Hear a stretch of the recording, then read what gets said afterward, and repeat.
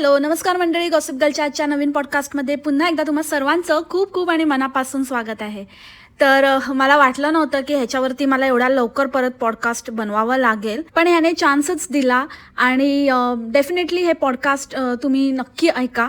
कारण ह्याने अगेन आपल्याला प्रूव्ह केलं आहे की आपण जे बोलतो ते हे DBS मेल फिमेल दोघेही अगदी कान देऊन ऐकतात आणि लगेचच त्याच्यावरती उत्तर घेऊन येतात किंवा त्याचं क्लॅरिफिकेशन घेऊन येतात. So really you have proven it again and again, time and again. आणि पक्क्या पण त्याला अपवाद नाही आहे. सो पक्क्याने इतक्या दिवसानंतर, म्हणजे इतके दिवस त्याला त्याचे अंडे विचारतायत की काय आहे, कसं आहे, चिव जॉब करते का, की तिने सोडला आहे. पण एक नाही दोन नाही, अंड्यांना कॉमेंट ब्लॉक करणं किंवा त्यांच्या कॉमेंट डिलीट करणं हे चाललेलं आहे त्याचं. आणि आज अचानक त्याला उपरती झाली आणि तो व्हिडिओ घेऊन आलाय आणि म्हणे की लोकांचे असे बरेच कॉमेंट्स येत होते, चिव सगळं कसं मॅनेज करते, घरातलं बाहेरचं, ती जॉब करते की नाही, मील प्रेप कसं करते. तर अशा एक ना अनेक गोष्टी, खूप लोकांचे असे कॉमेंट्स येत होते. तर आम्ही विचार केला की त्याचं आता आम्हाला उत्तर दिलं पाहिजे आणि हे तुमच्यापासून लपवून ठेवायचं नव्हतं.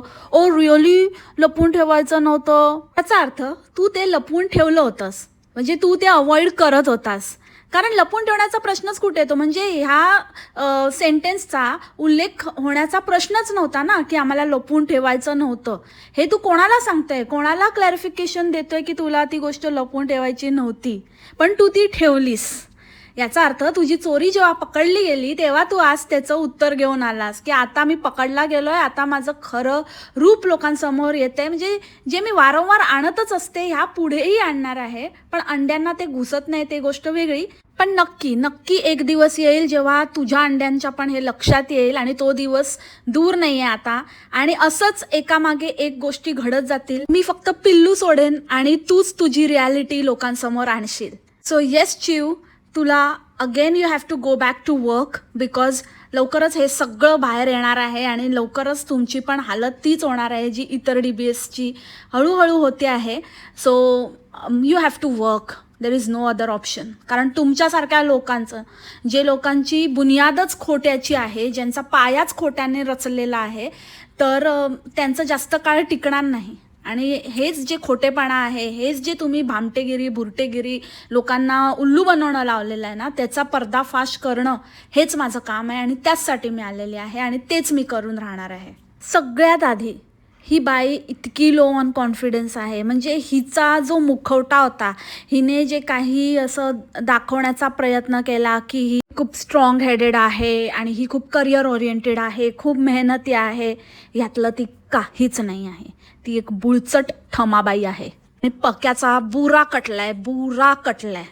म्हणजे जी गोष्ट त्याने इतर मुलींना, असंच असतं बघा, जी गोष्ट आपण असं ह्युमिलिएट करतो ना, तर ते आता हे जे कर्मा असतं ना, ते कर्मा असं फिरून येतं.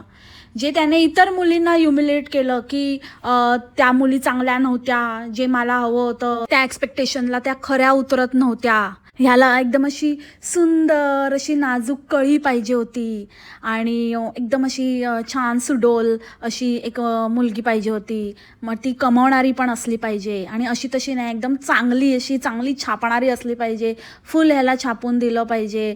आणि ह्याच्या बरोबरीने, म्हणजे ह्याच्यापेक्षा जास्त, की तिच्या करिअरवर हा आपला आरामात ब्रेक घेऊ शकतो आणि हा आपला आरामात नाचू गाऊ शकतो, ह्याचं जे काही नाचकाम आहे ते नाचेगिरी करू शकतो हा भाडखाव, हे ह्याचं ड्रीम होतं. आणि ही आता काय झालं पक्क्या, एकडा मोठा भोपळा कराने वाटोळा, ते तर झालंच. आणि तर जॉब पण सोडला, जॉब नाही काय नाही आणि कधी करणार, मुझसे नाही हो रहा, मला मेंटल हेल्थ, माझं हे हेल्थ, माझी ती हेल्थ, आणि मला इतकं हे असतं ना, म्हणजे इतक्या गोष्टी मला मिळूनसुद्धा मला पॉसिबल होत नाही आहे. कारण ते कधी नव्हतंच, ते कधी करायचंच नव्हतं, उगाचच नुसत्या बाता होत्या, नुसतं असं मोठं डेंगे आकायचे होते.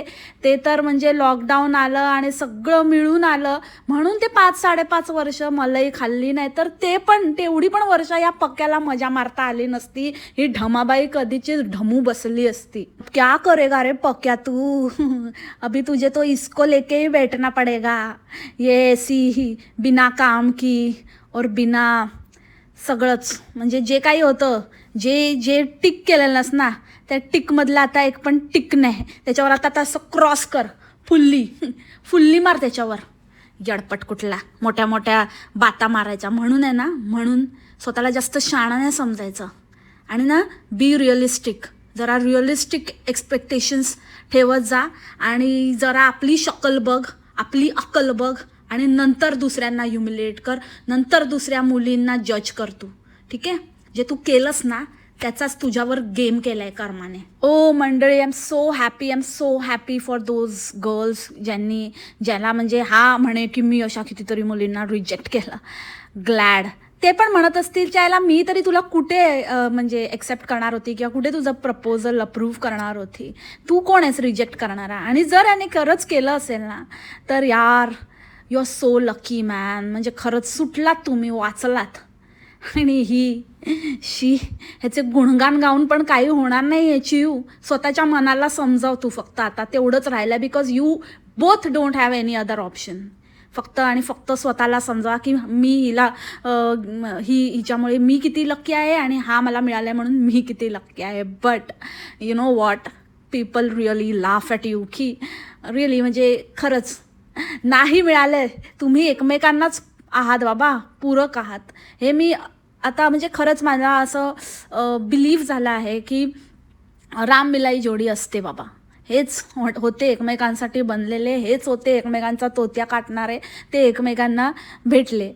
नाही भाई, हिने मी लास्ट पॉडकास्टमध्ये पण बोलली की ज्या व्यक्तीने ह्याला चूज केलं, ह्याच्यासारख्या व्यक्तीला म्हणजे seriously how can she be sorted, right? आणि ह्याचं तर मोठा जोकच आहे. आता इतका मोठा तोंडावर पडलाय की आता काही ऑप्शनच नाही आहे की मी त्यातही कसं, म्हणजे मी महान आहे आणि मी कसं आता हिला सांगितलंय की ठीक आहे आणि तू ब्रेक घे, you are so important to me, आणि तुझं मेंटल हेल्थ किती इम्पॉर्टंट आहे, आणि तुला हसताना बघणं माझ्यासाठी किती इम्पॉर्टंट आहे. पक्या, आम्हाला माहिती नाही आहे का तू कसा आहेस, आम्हाला माहिती आहे तू कसा आहेस, आणि तू हे सगळं का बोलतोयस. आणि आता थोडे अजून काही दिवसातच बघूया आपण, आणि हे किती how long you can drag it, आणि हे किती खेचू शकतोस, कुठपर्यंत खेचतोस तू. अगेन चिऊ जे सारखं बोलत होती की आता मला खरंच असं वाटतंय की आता मी नथिंग आहे, आणि मला आता ते गिल्ट आलं आहे, आणि म्हणजे मला कळत नाही आहे, मी हे कधी इमॅजिन केलं नव्हतं वगैरे. तर ते लोकांसाठी कमी, म्हणजे लोकांचं अप्रुव्हल किंवा लोक तुमच्याबद्दल काय विचार करतील ह्याचा विचार केव्हापासून तुम्ही करू लागलात. आणि तू एवढी हुशार, किती गो बाई मी हुशार, मला तर असं आवडतच नाही, माझं करिअर, माझं शिक्षण आणि हे ते काही नसताना उगाचच फ्लॉन्ट करणारी तू केव्हापासून लोकांचा विचार करू लागली की लोक आता काय म्हणतील. आणि राहिला प्रश्न जे तू म्हणत होतीस की आता those who use to look up to me, आणि ज्यांना मी इन्स्पिरेशन वाटत होती, ज्यांच्यासाठी मी इन्स्पिरेशन होती, आता त्या लोकांसाठी मी एक जस्ट अनदर म्हणजे एक रील बनवणारी उरली आहे. आता मी जॉब नाही करत, आता म्हणजे काय आहे, आता मी एक हाऊसवाईफच आहे. आणि again and again you were demeaning housewife status, किंवा त्यांना तुम्ही अगेन अँड अगेन त्यांचा इन्सल्ट करत होतात. आणि तू परत म्हणत होतीस की नाही I am not degrading, I don't mean to degrade anyone. असं बोलून काही होत नाही आहे. तू करत होतीस बॉस, वाक्याला तू हाऊसवाईफ्सला, होममेकर्सना डिग्रेड करत होतीस. आणि ते कसं, ते मी आता थोड्या वेळातच सांगणार आहे. पहिले मला हा पॉईंट क्लिअर करू दे. तर पहिली गोष्ट की तू केव्हापासून लोकांचा विचार करायला लागली, आणि कोण लोक तुला इन्स्पिरेशन समजत होते. म्हणजे तुमचे अंडेच असतील. आणि सिरियसली म्हणजे जर ते अंडे खरंच हिला इन्स्पिरेशन समजत होते, आणि ही काहीतरी भारी आहे, ही काहीतरी महान आहे, पक्क्याची चिवचिव ऐकून जर चिव त्यांच्यासाठी काहीतरी दी ग्रेट आणि असं एकदम काहीतरी असं एक्झाम्पल सेट करणारी जर बनली असेल, तर त्यांच्यासारखे मूर्ख तेच. कारण पक्यासाठीच मुळात ही फक्त सोन्याची अंड देणारी कोंबडी आहे, त्याच्या व्यतिरिक्त काही नाही आहे. आणि आता ती ते पण उरलेली नाही आहे. सो हे जे काही लोकांना पुढे करून किंवा लोकांच्या ह्याच्या दृष्टिकोनातून स्वतःला महान दाखवण्याची जी केविलवाणी धडपड होती ना चिऊची, तर हे तिने ॲडमिट केलं पाहिजे, हे तिने स्वतःच्या मनाला विचारलं पाहिजे की ते लोकांना नाही आहे, ती तिच्या नवऱ्याला कन्व्हिन्स करते. कारण का त्याला कन्व्हिन्स करणं हे जास्त इम्पॉर्टंट आहे. कारण आता तिला ह्या गोष्टीचं टेन्शन आलंय की तिची पण तीच हालत होईल जी तिच्या जावेची झालेली आहे. पण डोंट वरी चिऊ, असं नाही होणार. एवढी एवढी तुझी हालत नाही होणार. कारण का तू पण त्याच लेवलची आहेस ज्या लेवलचा पक्या आहे. तर त्याच्यामुळे तुम्ही साधे तर नाहीच आहात दोघे, असे गरीब वगैरे असं तर तू काहीच नाही आहे. That you will figure out. पण तुझ्या नवऱ्याच्या नजरेमध्ये आता तुला स्वतःचं स्टेटस कसं टिकवून ठेवायचं त्याचा विचार तू नक्कीच करावा असं वाटतं. बाकी लोकांचं राहू दे, लोकांचा तू विचार कधी करत नव्हतीस, कधी करत नाही आहेस आताही, आणि कधी करूही नकोस. So that was never a thing. जे पण काही आहे ना, तुझा तो लोभी नवरा आहे ना, लोभी भाड्या, त्याचा विचार कर. कारण जे असं लोभापायी त्याने घेतलं ना, आता तेच त्याच्या डोक्यावर थैथै करून नाचते. So how to convince him and how to sustain your image in his eyes, त्याचा तू विचार कर. बाकी दुनियाचा नको विचार करूस आणि दुनियेला नको कन्व्हिन्स करायला जाऊ. काही बऱ्याचशा गोष्टी होत्या ज्या तुम्ही क्लिअर केलेल्याच नाही आहेत. आता हे सगळं सोडून सुद्धा, म्हणजे ती आता जॉबला जात नाही, तिने ब्रेक घेतलाय म्हणून ती घरची कामं करते, ते पण नाही करत आहे ती. तर ते तर काही क्लिअर केलेलंच नाही आहे. तुमच्याकडे सगळ्या कामाला बाई आहे, सगळ्या कामासाठी तुमच्याकडे हेल्प आहे. इवन त्या मुलीला सांभाळायला पण तुम्ही हेल्प घेता. आणि अगदीच अवेलेबल नसेल तर मग तुझा भाऊ आणि तुझी आई बिनकामाची ती आहेच. सो ह्या सगळ्या गोष्टी, म्हणजे इतकी ही चिऊ ही कधीच ग्रेट नव्हती. हिला तेव्हाही काही जमत नव्हतं आणि आत्ताही काही जमत नाही. हिला मुळात काही जमूच शकत नाही. असतं तर मग ह्या सगळ्या रिस्पॉन्सिबिलिटीज तिने सिंगल हँडेडली झेपवल्या असत्या, ज्या इतर कितीतरी बायका करतायत. तिची स्वतःची जाव करते, जिला ती परत परत जे असं खाली दाखवते ना की अरे मला जॉब लागला, आणि काय स्टोरी होती ती, व्हॉट अ पथेटिक स्टोरी. म्हणजे त्या स्टोरीला काही अर्थच नव्हता. एकतर 2000 अर्ली 2000मध्ये, म्हणजे तो पक्या तरी 90s बोलत होता, तर ही म्हणे की नाही 90s नाही, 2000 अगेन. मी किती कोवळी कळी आहे, मी अंगाने पिंडाने अशी जरी मजबूत वाटत असली तरी पण मी एकदम लहान आहे यार पक्या. म्हणजे I was not 90s kid, I am a like 2000 early 2000 किड, आणि म्हणजे टीनेजर असं वगैरे तिला काहीतरी दाखवायचं होतं. ओके. सो 2000मध्ये हिच्या दृष्टीने बायका जॉब करत नव्हत्या. म्हणजे त्यावेळेला ना पक्या, म्हणजे त्यावेळेला कुठे जॉब करायच्या, तेव्हा आई वगैरे, आया लोकांचं जॉब करणं वगैरे इतकं कॉमन नव्हतं. आणि त्यावेळेला ना लाईक 2003-04 त्यावेळेला ती मुलगी इंजिनियर होऊन ती US ला गेली होती. So it was a big thing. Oh really, म्हणजे कुठच्या जमान्यात आहे यार. माझी आई 70s 80sमध्ये जॉब करायची. तिच्याबरोबर असणाऱ्या सगळ्या तिचं फ्रेंड सर्कल, सगळ्या बायका, आमच्या सोसायटीतल्या बऱ्याच बायका, बऱ्याच काकी, ते लोक सगळे काकी मावशी जॉब करायचे. माझ्या घरात सगळे माझे मावशी वगैरे. आय डोंट नो कोणत्या बायकांबद्दल तू बोलते की ज्या 2000मध्ये जॉब करत नव्हत्या आणि 2000च्या ह्याच्यामध्ये it was a new thing. What rubbish. म्हणजे तोंडाला काय, म्हणजे तू किती लोअर क्लास बॅकग्राऊंडमधनं येतेस ह्याचा तुला अंदाज आहे का? की तू किती बॅकवर्ड बॅकग्राऊंडमधली आहेस. म्हणजे तुमचं घरातले लोक, तुझं सर्कल, जे तू म्हणतेस ना की अरे मी जॉब करायला लागली आणि मग मला ना असं सर्कल माझं झालं, आणि म्हणजे एक एज्युकेटेड सर्कल, म्हणजे हाऊसवाईफ्स असतात त्यांचं कसं ना, त्यांचं असं एक वेगळंच सर्कल असतं त्यांचं. ते तिथल्या तिथेच त्याच गप्पा असतात घराच्या वगैरे. सो ते मला कधीच नको होतं. सो मला ना एक छान सर्कल मिळालं, एक छान काय फ्रेंड्स झाले माझे, ज्यांच्याबरोबर माझी इंटेलेक्च्युअल लेवल मॅच होत होती, जे आम्ही वेगवेगळ्या टॉपिकवर डिस्कस करायचो. आय मीन किती माणसाने किती जजमेंटल असावा ना. आणि दीज पीपल, हे लोक असं असं ह्यांना वाटतं की ह्यांना कोणी जज करू नये. आणि हे ओपनली लोकांबद्दल ह्यांचे स्टेरिओटाईप्स असतात. हे लोकांना जज करतात, जसं की ही करते की होममेकर्स म्हणजे त्या एज्युकेटेड नसतात, होममेकर्स म्हणजे त्या काही इंटेलेक्च्युअल टॉपिक्सवर बोलत नाहीत, होममेकर्स म्हणजे त्या फक्त चूल आणि मूल एवढ्यामध्येच अडकलेल्या असतात. हू टोल्ड यू? अगं बाई, तुझ्या घरचं कल्चर असं असेल म्हणून असं नाही होत की सगळं जग तसं आहे. Okay, first thing. Second thing, आता तू स्वतः तेच झालेली आहेस. जे तू इमॅजिन केलेला ना, आपण म्हणतो ना, म्हणूनच जे आपण दुसऱ्यांबद्दल बोलतो ना ते आपल्याला येतं ते रिटर्न. सो आता तू त्या जागी आहेस म्हणून आता तू विचार कर की तू पण तशीच आहेस का. म्हणजे आता तू काय जॉब करून काय उखाडलंस. तुझं थिंकिंग तर शॅलोच राहिलं. आता तुझ्या बोलण्यावरनं कळतंय की किती शॅलो माइंडसेट आहे तुझा. मग तू कुठल्या इंटेलेक्च्युअल कुठल्या लोकांबरोबर उठबस करायची. आणि तुझ्या वहिनीच्या गप्पा सांगते, वहिनी I am so proud of her, आणि काय राणू मोंडल आहे ती, वाटते तरी का. हां, बघितलं त्या दिवशी काहीतरी त्या ह्याच्यामध्ये.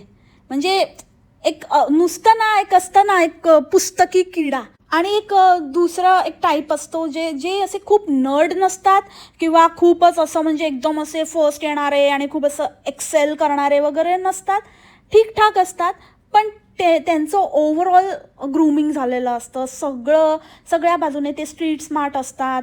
ते त्यांच्या कामामध्ये पण बऱ्यापैकी असतात. त्याच्यानंतर ते त्यांचं लाईफस्टाईल मेंटेन करतात. त्यांचं राहणीमान चांगलं असतं. त्यांना चार चौघामध्ये उठणं बसणं बोलणं ह्या गोष्टी चांगल्या जमतात. तर ती एक पर्सनॅलिटी असते ज्याला आपण असं लाईक होलसम पर्सनॅलिटी म्हणतो.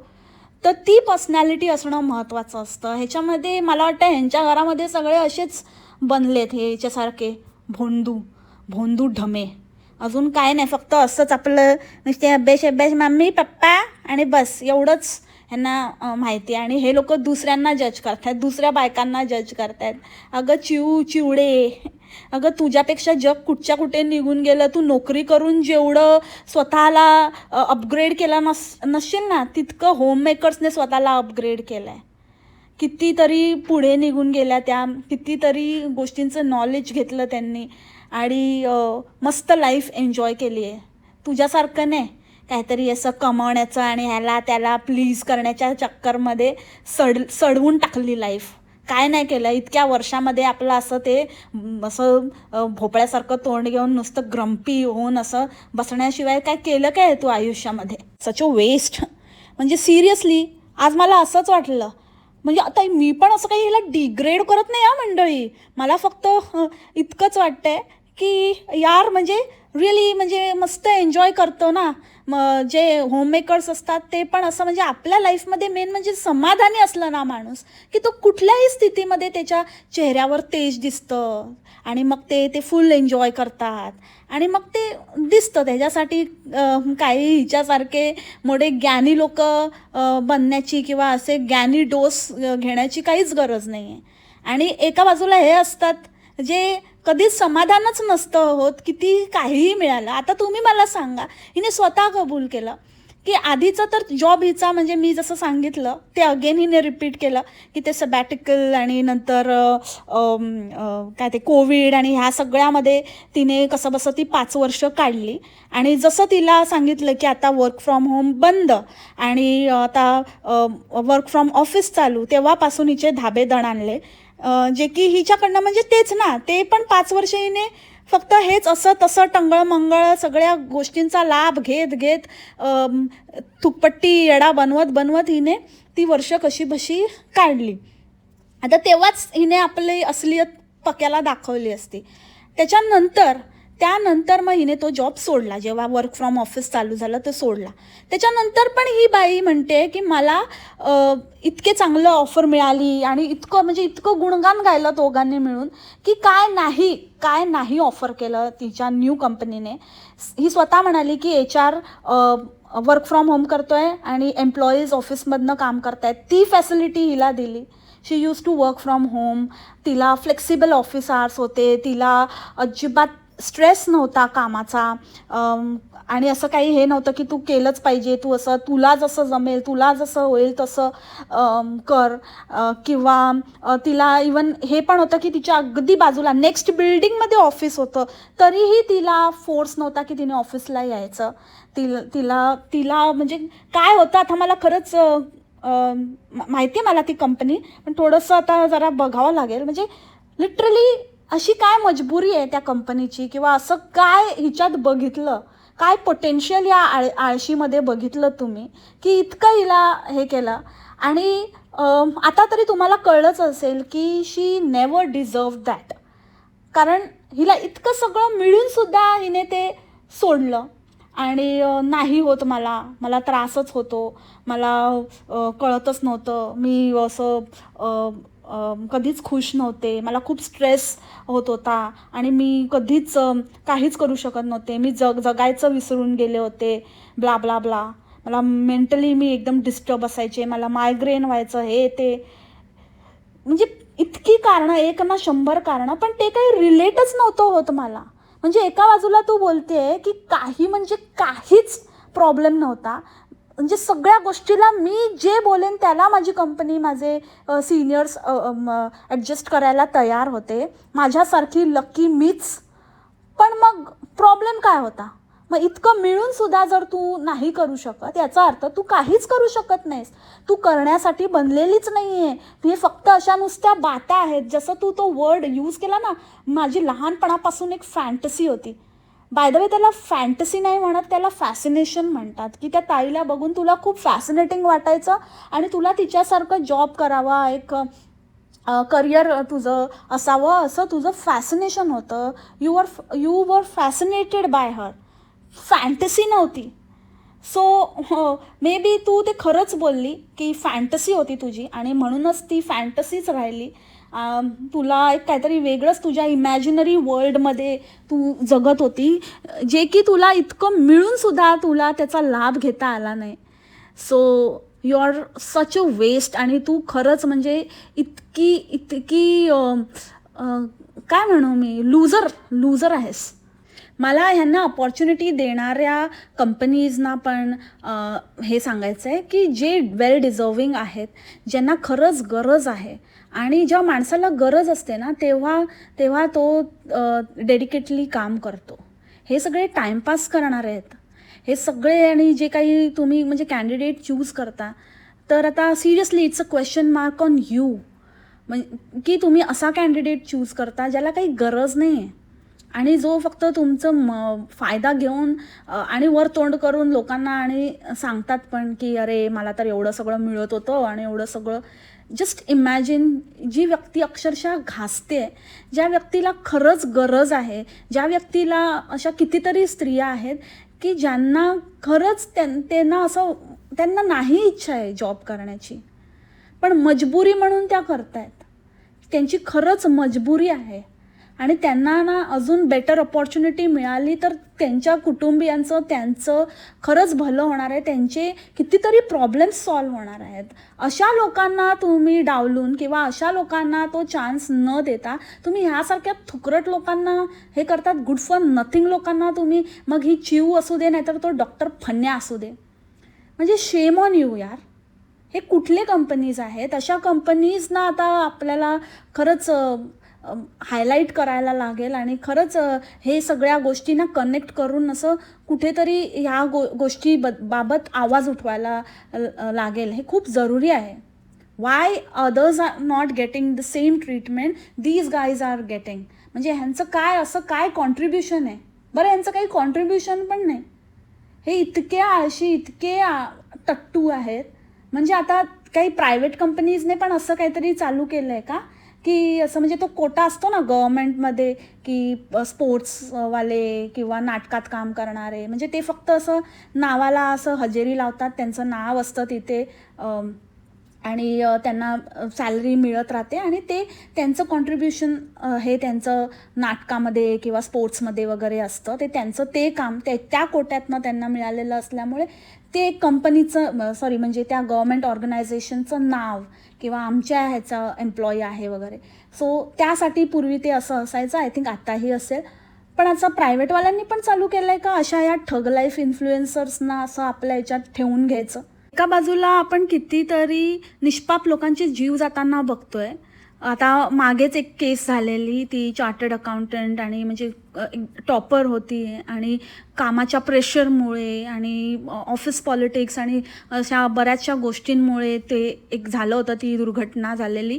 अशा बऱ्याच म्हणजे त्याच्यानंतर मग IT कंपनीजवरती खूप क्वेश्चन पण झालं होतं आणि खरंच म्हणजे ऑफिस कल्चर आणि टायमिंग आणि वर्क प्रेशर ह्याच्यावरती पण खूप चर्चा झालेली. आणि मग एका बाजूला ह्यांच्यासारखे लोक, ह्यांना कंपनी सगळं काही प्रोव्हाइड करते, अगदी म्हणजे असं पलकोपे बिठाके म्हणतात ना तसं ठेवते, यांना फुकटचं पोचते पण. आणि वर यांनी सोडल्यानंतर यांना ही पण ऑफर करतात की बाबा तुम्हाला जेव्हा पाहिजे तेव्हा सांगा, ही पोझिशन तुमच्यासाठी always like you are welcome. का? कुठे हा भेदभाव का? आय एम रिअली म्हणजे मला हे सगळं शॉकिंग होतं. आजचं जे काही होतं ना, आय डोंट नो ते काय लोकांना त्याच्यामध्ये घेण्यासारखं किंवा काय पटलं. सगळंच इतकं विचित्र होतं जे पण त्यांनी एक्सप्लेनेशन दिलं ते. मग ते तिच्या मायग्रेनचं पण असू दे, मला मायग्रेन अटॅक येतो की तुला वेळ लागले? हां, वेळ लागले तर वेड्याच्या हॉस्पिटलमध्ये भरती हो. म्हणजे काहीही रिझन की हां असतं, मायग्रेन खूप भयानक असतं, खूप दुखतं डोकं वगैरे. पण असं कधीच असं मी फिरतच नव्हतो आणि मी बाहेरच जाणं बंद केलेलं, कधीच काय होईल वगैरे. अरे ती काय वेडी आहे का? हां. सेकंडली फिरत नव्हतो, बरे तर सगळे फिरत होते, सगळे फॅमिली ट्रिप्स होत होते. तुमचं स्वतः तुम्ही कितीतरी असे ते सिरीज बनवले आणि कुठे कुठे जाऊन नाशिक इथे तिथे असं खात पित होते, मजा करत होते, चांगलं फिरणं वगैरे चाललं होतं, चांगलं सगळं काही व्यवस्थित चाललेलं. आम्हाला तर कुठेच असं वाटलं नाही की म्हणजे तुम्ही काही असं कमी करताय किंवा तुम्हाला खरंच काहीतरी प्रॉब्लेम आहे. उगाच आता काही कारण सांगायची, काही खोटं बोलायचं, किती यार. मनाला तरी शरम. इसके ना भोले चेहरे पे मत जाओ मंडळी. म्हणजे तो पक्याता आहेच, तो चनी, शकलसेच चनी आहे. पण ही बाई आहे ना, ही सरड्याची कातडी पांघरून आहे. इतकी म्हणजे इतकी रंगबदलू गिरगिट आहे ना. आणि हिच्या चेहऱ्यावरती बिलकुल जाऊ नका. ते लोंबडी असते ना, चलाख लोंबडी आहे. आणि तू तर लोंबत्या भाडखाव, तू तर काय बोलूच नको की मी कुठं कमी पडत होतो का. मला असं वाटलं की मी तिच्या चेहऱ्यावर स्माईल नाही आणू शकते. अरे भाई, जे ना आतूनच इतकी म्हणजे सॅड आणि निगेटिव्हिटीने याची अतृप्त आत्मा आहे ना, तिच्यावर तर कोणच नाही ना. कसं कोण काय स्माईल. आता पण काय ते कसं घेऊन बसली होती ते तोंड. गोष्टीमध्ये तुम्ही स्वतः काहीतरी बोलता, नंतर स्वतः फ्लिप मारताना इतक्या गोष्टी तुम्ही स्वतःच इतके कॉन्ट्राडिक्टरी स्टेटमेंट्स करता ना की तुम्ही तर प्लीजच बोलूच नका. आणि मला खरंच कळत नाही की अंड्यांना कसं काय एवढं तुम्ही त्यांना फॉलो करता. तुम्हाला या साध्या साध्या गोष्टी कळत नाहीत. एका बाजूला हे म्हणतात की अरे एवढी सगळी माणसं आणि एवढे सगळे हेल्प आणि असं होतं, माझी डिलिव्हरी झाली तर मला नको होती एवढी माणसं.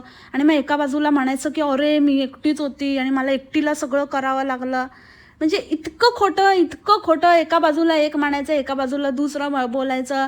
आता पण घरामध्ये म्हणायचं की मला काहीच असं नव्हतं, स्ट्रेस नव्हता, मला पाहिजे ती पोझिशन मिळालेली, मला हवी तितकी सॅलरी मिळत होती, मला रिमोट वर्क पाहिजे होतं, रिमोट वर्क मिळत होतं, सगळं माझ्या मनाप्रमाणे होत होतं. पण मला स्ट्रेस होता आणि त्या स्ट्रेसमुळे मला मायग्रेन अटॅक यायचे. मग कसला स्ट्रेस होता बाई तुला? तो स्ट्रेस नव्हता पण स्ट्रेस होता.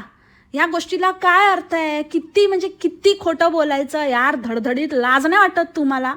ह्याच्यापेक्षा वाईट दिवस येणार आहेत तुमच्यावर. असे लोक असतात ना, हे दुसऱ्यांना फसवायला जातात, स्वतःच फसतात. तसे तुम्ही गंडणार आहात, पूर्ण गंडणार आहे. आणि तू तर नादाला लागूच नकोस.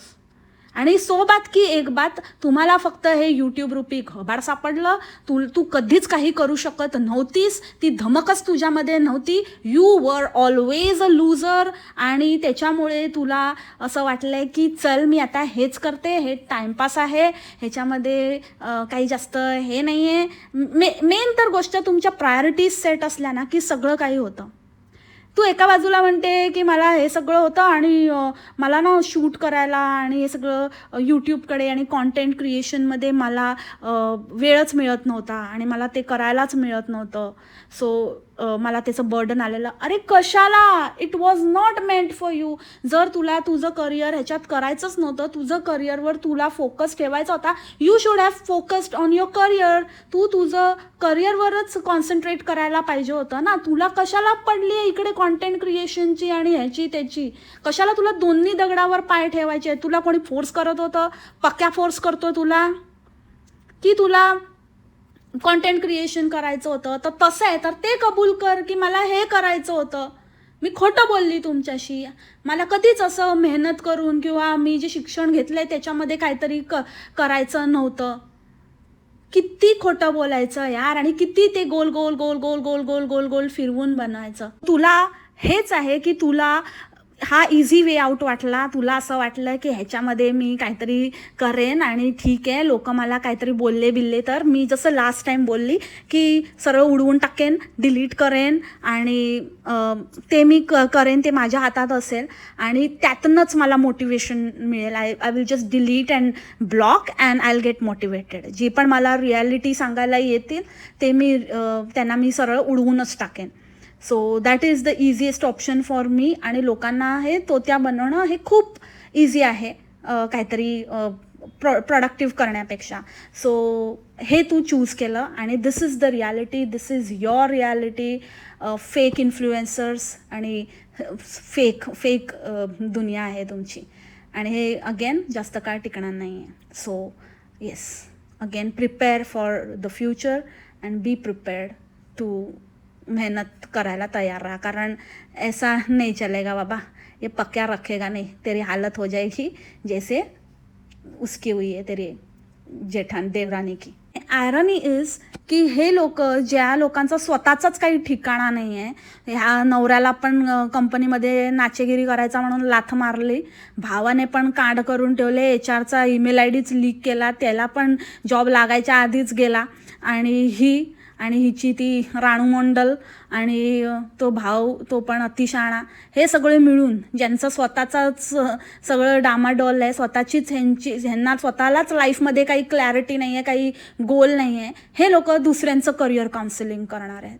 हे लोक आता काहीतरी नवीन करणार आहेत आणि ज्याच्यामध्ये लोकांना पाथ दाखवणार आहेत आणि त्यांना करिअर आणि कसं हाऊ टू गेट जॉब वगैरे. भाई रेन दे. आणि ज्यांना ना खरंच वाटोळं करून घ्यायचं आहे ना, त्यांनी यांच्या नादाला लागा. ज्यांच्याकडे जास्त झालं आहे ना आणि वाया घालवायचं आहे ना, त्यांनी यांच्यावरती थापा. पण वेस्ट होणार आहे ते. त्याच्यापेक्षा ना काहीतरी चांगलं करा, चांगल्या लोकांना फॉलो करा, चांगल्या नीट पारखून विचार करून इन्व्हेस्टमेंट करा. कारण mental investment is also a huge investment. Lastly Bhika मागायचं तर हे कधीच सोडणार नाहीत. तर तेच आहे, आमच्या चिवला सपोर्ट करा. तिला तुमच्या मोटिवेशनची खरी गरज आहे. तिला तुम्हीच आता हे करू शकता आणि ती खूप स्ट्रेसमध्ये आहे आणि तिला हॅप्पी बघायचं असेल तर तिला सपोर्ट करा, तिला फॉलो करा, तिचे जास्तीत जास्त व्हिडिओज बघा आणि तिला लाईक करा, शेअर करा, सबस्क्राईब करा. भीक माग्या पक्क्या. काय रे बाबा, कसली चॉईस आहे तुमची इन्फ्लुएन्सर्सची, भिकारी इन्फ्लुएन्सर्स. आणि अगेन चिव, ज्या हाऊसवाईफ्सला, होममेकर्सना तू जे पाण्यात बघत होतीस ना, तर they are always better than you. Okay, तुझी जी जाव आहे ना, she is also better than you, 1000 times better than you. You can never match her. You loser. I don't mean to degrade you, okay? Sorry. Bye. That's it for the today's podcast मंडळी. I hope तुम्हाला आजचं podcast आवडलं असेल. भेटू आपण लवकरच नवीन पॉडकास्टमध्ये. उद्या काहीतरी इंटरेस्टिंग आणण्याचा प्रयत्न करेन. टिल देन खा प्या, मस्त राहा आणि स्वस्थ राहा. Take care. बाय. मासरा.